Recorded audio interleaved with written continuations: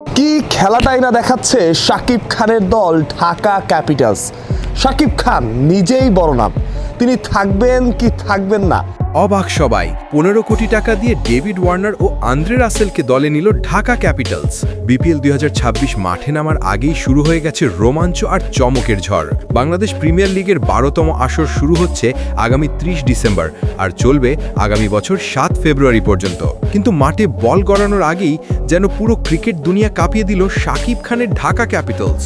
সবাইকে অবাক করে দিয়ে ঢাকা ক্যাপিটালস ঘোষণা করেছে বিপিএলের ইতিহাসের সবচেয়ে ব্যয়বহুল দুই তারকার নাম।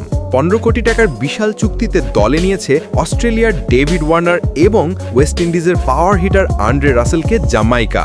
শুধু বিদেশি তারকাই নয়, দেশি তারকারাও জায়গা করে নিচ্ছেন এই দলে। ইতিমধ্যেই দলে যোগ দিয়েছেন জাতীয় দলের পেসার তাসকিন আহমেদ এবং ওপেনার সাইফ হাসান।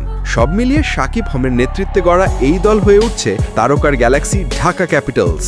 ঢাকা ক্যাপিটালসের ফেসবুক ভেরিফাইড পেজে এই খবরটি আনুষ্ঠানিকভাবে প্রকাশ করা হয়েছে। তারা জানিয়েছেন, আমরা সরাসরি চুক্তিবদ্ধ হয়েছি তাসকিন, সাইফ, ডেভিড ওয়ার্নার ও আন্দ্রে রাসেলের সঙ্গে। সবাই ঢাকার জার্সি গায়ে মাঠে নামতে আগ্রহী। ক্রিকেট বিশ্লেষকদের মতে ওয়ার্নার ও রাসেলের মতো পাওয়ার হিটার একসাথে দলে থাকলে ঢাকার ব্যাটিং লাইন আপ হতে পারে সবচেয়ে ভয়ঙ্কর। স্টার স্টাডেড এই স্কোয়াডে রয়েছে ওয়ার্নারের অ্যাগ্রাসন, রাসেলের শক্তি, তাসকিনের গতি আর সাইফের টেকনিক। এ যেন একদম বিপিএল এর ব্লকবাস্টার টিম। শাকিব খানের এই সুপারস্টার টিম এখন আলোচনার কেন্দ্রে। সবাই অপেক্ষায় মাঠে নামলে কেমন ঝড় তুলবেন ওয়ার্নার, রাসেল, তাসকিন আর সাইফ। 15 কোটি টাকায় দুই বিদেশি তারকা, দেশি তারকারাও সঙ্গে।